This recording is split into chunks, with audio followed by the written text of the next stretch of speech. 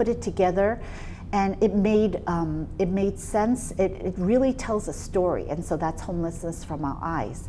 And that's been traveling from different venues in Waltham, in Lexington, Newton, and now it's coming to Belmont on Monday. Wonderful. And then from then, I met these people, and I chat with them every afternoon, and they would tell me things about themselves that other people don't know. And when you build a relationship with them, they are more willing to open up. And one man, I saw him, he's probably in his early 30s. I saw him last year. He disappeared for a while and he came back. And then because I didn't pressure him, all of a sudden he opened up, and then he was part of our project, the next project, which is Faces. And the reason why Faces does not talk about the difficulties of being homeless, the barriers or the hardship of being homeless, but what it does is that it gives an individual, it tells you what makes a person different from each other and what makes us special. And what makes us special is, our memories, our talents, and so that's how Faces got to be created. And it's going to be very interactive, and there's going to be some pictures that are going to be stationary, almost like you walk into a room and you see people, and you don't know whether somebody is homeless or not. And so while you're waiting for the computer, where I'll have a collage of faces, and you can pick the ones that you are interested in meeting. Then you click on it, and then it opens up. And then I have another one that's a touch screen. So again, that's touching somebody new and learning about them and what makes them special. You're a modern woman. So, you're using modern technology to make these points which sound very effective. Well, that's because I have a very good partner. My board president is into technology, and so I have the vision. I take all the pictures. I do all the captions, and I try to explain to her what it is that I'm trying to achieve, and she somehow finds the technology to make this work. So, is there, since people will be able to come and see these, I guess some of them are, it's not sort of a secret what some of them have made for the demonstration. Yeah. And you were telling us about some of them while we were preparing for this show. The person who just always seemed to have been looking at her feet. At her feet. Yeah. And you wondered, what is this all about?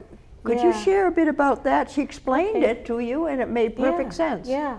Well, when I got the pictures back, remember on Homelessness Through Our Eyes, the only instruction I gave her was, take pictures of what it means to be homeless. And so when I got the pictures back, there were like 10 or 15 pictures of her sneakers on different terrain. And then I said, oh my gosh, I have to buy new cameras, because I said, it doesn't make sense. Did she not know that the camera was pointing down? And but when I met with her and I was talking to her, I was really surprised about how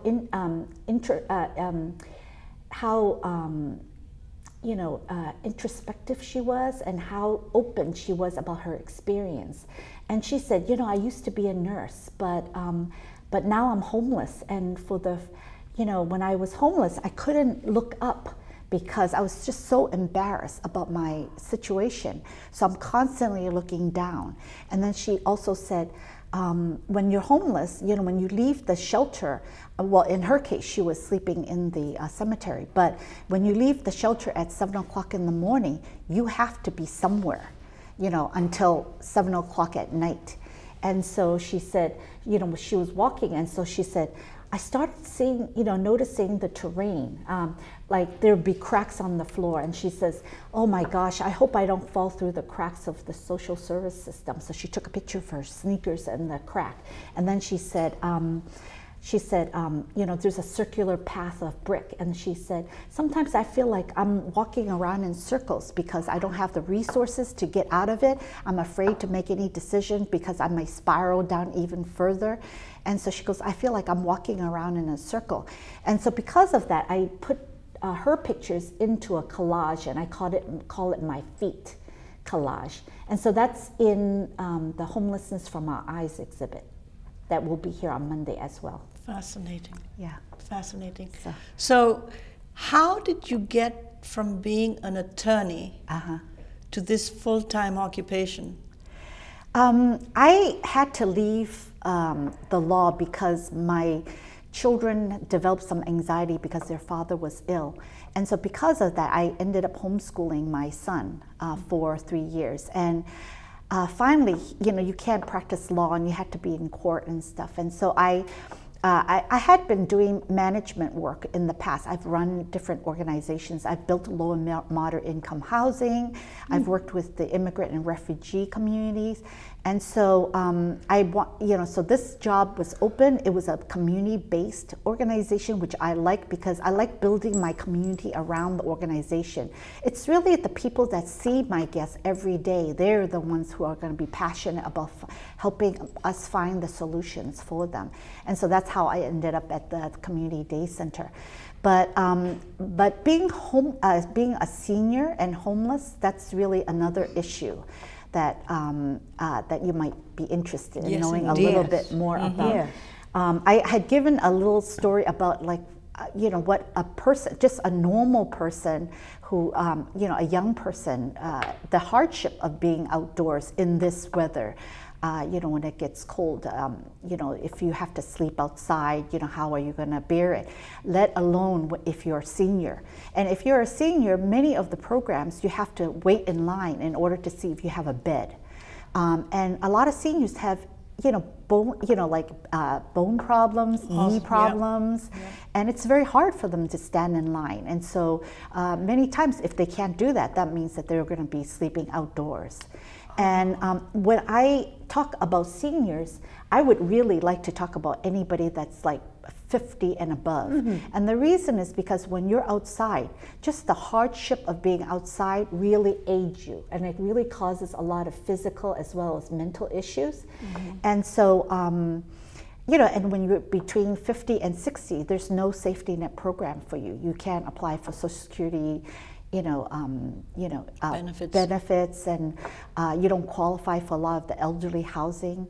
And so, and even if you have a shelter situation, many of the shelters are, multiple stories, and so you have to go up and down the stairs. You sometimes have, the beds are, as they come up, and so if your bed is a bunk bed and you're on the top, you're going to have to make yourself get up there.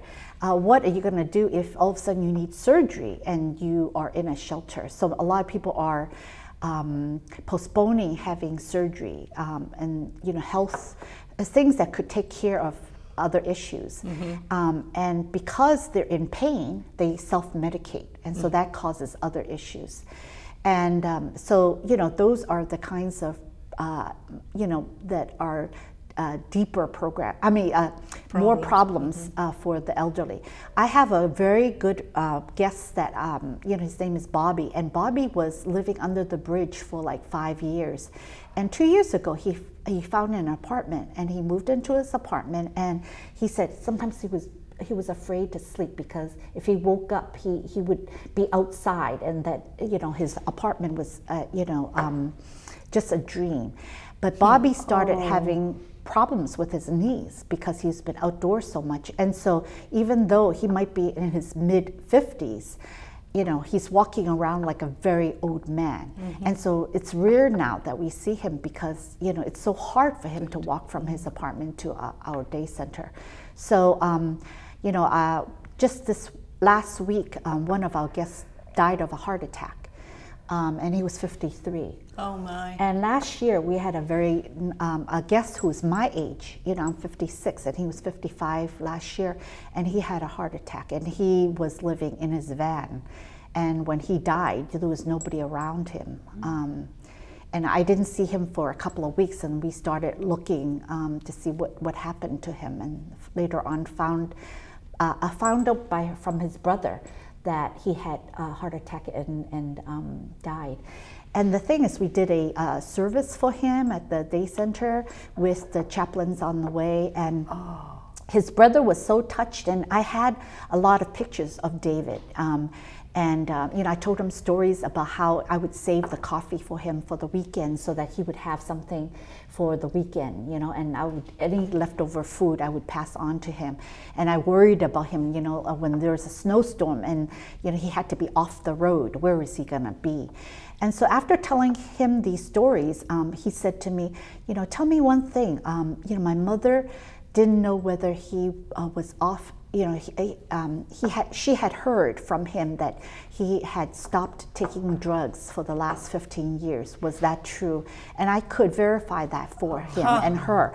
And so that was a comfort I think I could give the family. And then a couple of weeks after that, I received an anonymous gift of $2,000 from the funeral home, and so I thought it could have been from his family. Oh, how lovely. Yeah. How lovely. Yeah. How lovely. What a touching story. Is our time running out, or should we? Yeah, we have about 5 minutes left. Okay, well, good. Then let's think of what you would like to cover, or we'd like to cover in the remaining 5 minutes.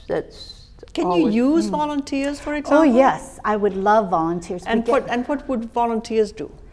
I would love, I mean, every Friday I have a group bringing meals, hot meals, to the day center. And so if somebody could make a hot meal and bring it, we usually see about 50 to 60 people per day. And if you belong to a women's group or a church group and you would like to do that, that would be wonderful, because I have to raise all the money for the food. And the reason why we serve food is because some of the other food programs, they're not open on holidays, but we are. So and weekends? We're not, and okay. The only reason is because we rent space in the basement of a church, and the church is busy during the weekend. So that's why we don't duplicate services. We complement the other programs, and so that's why we're open in the morning and then in the afternoon. Do you try to advocate for them or find connections? For example, you don't have overnight things, but you try to find places housing where they could stay, either shelter or an apartment or something. Right. Well, each program is a little bit different. Bristol Lodge is 90 days in, 30 days out. That means that if you stay in the shelter for 90 days, 30 days you have to move out. And so we try to help them get another shelter, or if they have money, to see whether they could rent a room. But it's $160 a week for a rooming house in Waltham, and so it's unless they're working. So that's why we have a jobs readiness program, and we have housing search programs. We do referrals to hospitals and the law, because we do have some people that run into problems. But how people can help besides the food, like donations. Wintertime, I always need large men, because I don't need large men. I need large men's coats to keep them warm. And sometimes, if it gets wet, then they have no place to dry, and so I would like